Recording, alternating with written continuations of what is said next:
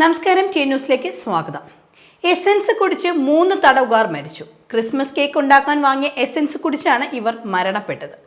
Mysuru central ജയിലിലാണ് സംഭവം നടക്കുന്നത്.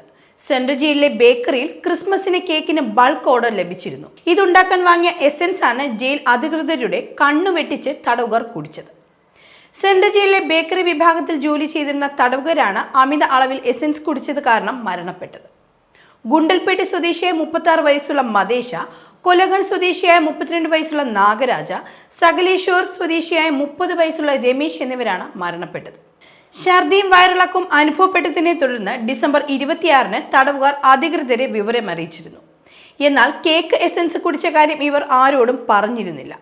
പ്രാഥമിക ചികിത്സകൾ ജയിലിൽ തന്നെ നൽകിയ ശേഷമാണ് ഇവരെ KR ഹോസ്പിറ്റലിലേക്ക് മാറ്റിയത്. ജനുവരി 2-ാം തീയതി ഇവരെ കാണാനെത്തിയ ബന്ധുക്കളോടാണ് ഇവർ കേക്കിന്റെ എസൻസ് കുടിച്ച കാര്യം അറിയിക്കുന്നത്. തുടർന്നാണ് നൽകി വന്ന ചികിത്സയിൽ മാറ്റം വരുത്തിയത്.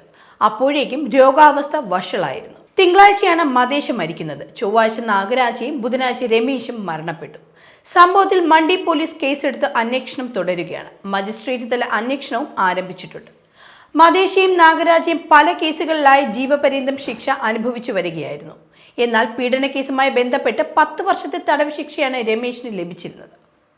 മൃതദേഹങ്ങൾ പോസ്റ്റ്മോർട്ടത്തിന് ശേഷം ബന്ധുക്കൾക്ക് വിട്ടു നൽകുമെന്ന് പോലീസ് അറിയിച്ചിട്ടുണ്ട്.